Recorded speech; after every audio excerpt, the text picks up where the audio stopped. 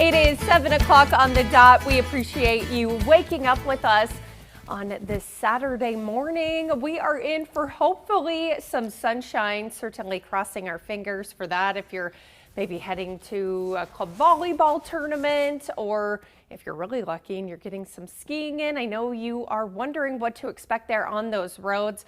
Let's bring it over to Tim Adams to break that all down for us. I do know, Tim, that it's kind of a copy and paste type forecast from what we have been seeing for the past couple of days. We do need a break from that fog, and I know so many are just crossing their fingers for some sunshine. We need it.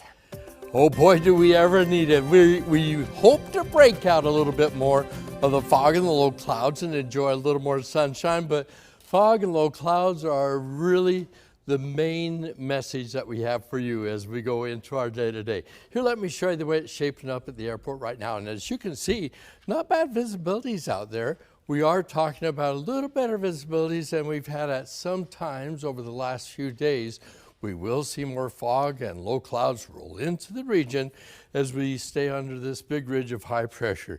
29 at the airport right now, and as we go through our day to day, our temperatures coming back up into the 30s. The readings from around the region range from 22 up there at Winthrop to 32 up at Bonners Ferry right now. Visibilities around our area kind of touch and go once again. They really depend on the air movement out there a little bit. We have air stagnation advisories still clamped over the top of us under a big ridge of high pressure. No big storms coming into the region, and in the extended forecast, hardly any chance of showers till we get way out there to about next Friday. It looks like for the game tonight in Seattle, oh man, we are talking about 40s. We're hoping for the Seahawks to pull it out once again up and over the mountain passes. Not looking too bad right now. I'm back in a couple of minutes. We'll check out more details of that extended forecast. Yeah, I know a lot of people from this side of the state probably making their way to Seattle for the big game.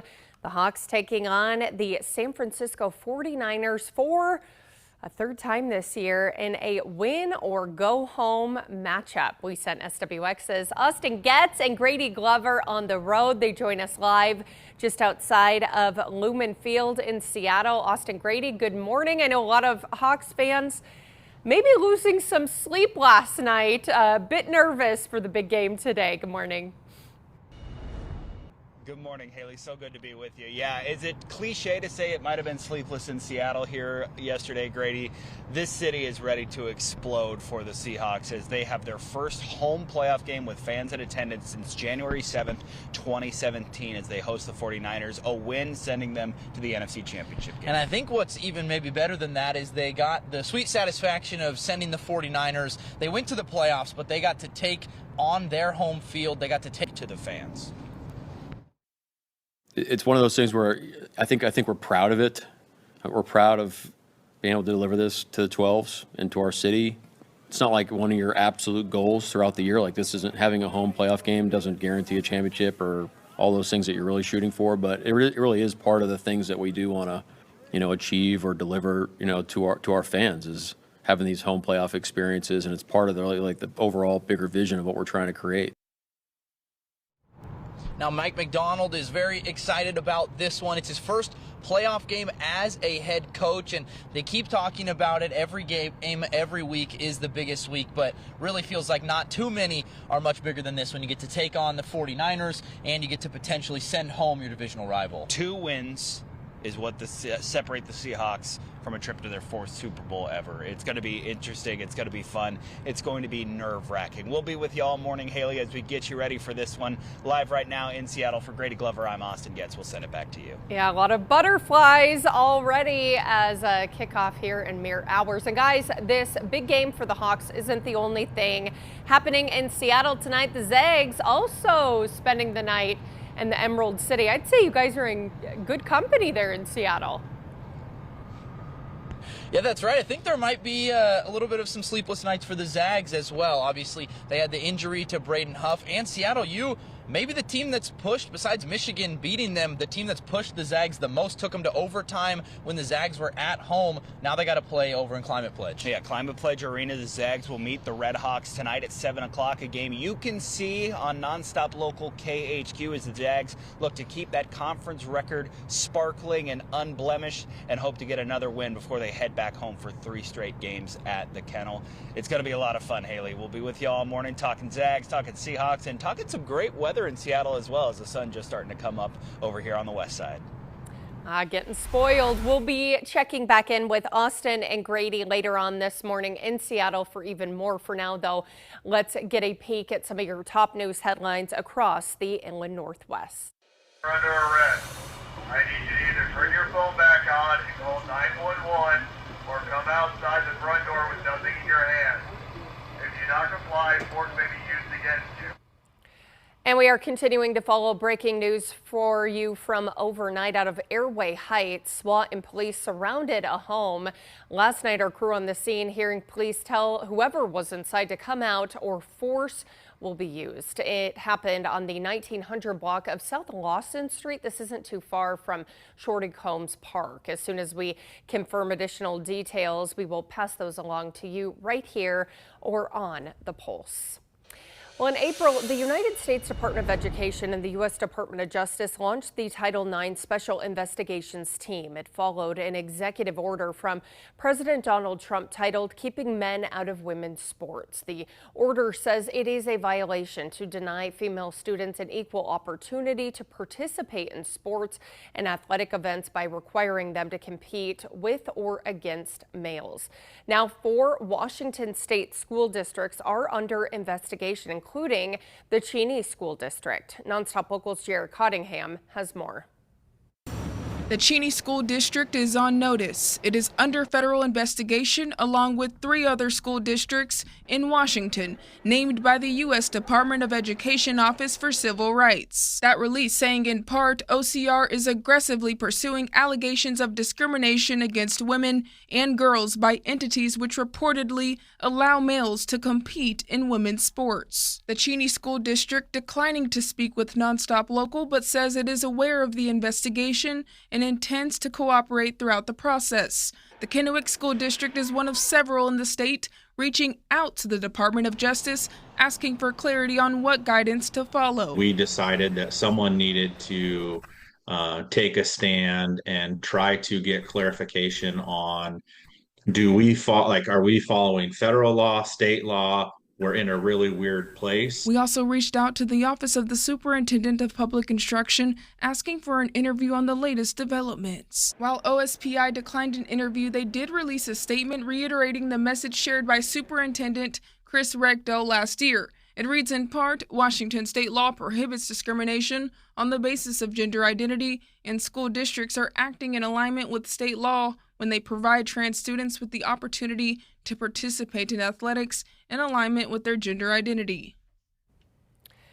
And that was our Jared Cottingham reporting. Jared, thank you. Well, Avista proposing rate increases for customers over the next few years. They say it's needed to address upgrades, wildfire resiliency, and higher power expenses. NonStop Local's Morgan Ashley digs into this latest development. Avista says these rate hikes are to recover increased operating and maintenance costs, as well as fund investments that impact energy costs. So that includes upgrading their infrastructure, wildlife safety and prevention, technology improvements, as well as just the rising costs to produce and purchase electricity. Here are the proposed increases for 2027, the largest increase of the 4, 13.9%. In 2028, 4.7%, then to 3.5%, then to 2.8%. When it comes to estimates on how much more you'll be spending on average for electric services, a bill would go from just shy of $125 a month today to almost $158 in 2030. For natural gas customers, $91 a month today to $100 in 2030. And again, that is if the Washington Utilities and Transportation Commission approves these proposals. At the end of 2025, to come into compliance with climate laws in Washington, Avista had to give up their share of the Colstrip power plant in Montana. The commission ordered Avista to pay back some of the investment costs from Colstrip to its customers. Today, I spoke with Avista CEO about this. She says earlier in 25, they proposed how much they expected to spend to continue to operate Colstrip safely through that calendar year. Those were supported, but were going to be reviewed at the end of the year. And so we did spend that money, but the commission determined that our shareholders should cover more of those costs than we originally had designed in what we charged through 2025. And so there'll be a separate rate making process to determine how we return those costs to our customers. So that means the proposed rates we just showed you are a reflection of the cost to do business outside of the Colstrip development. Again, these rate increases still need to be approved. It's an 11-month process. They wanted customers to know that they do have programs to help you with your bills, and more people qualify for that help than you may expect. In studio, I'm Morgan Ashley.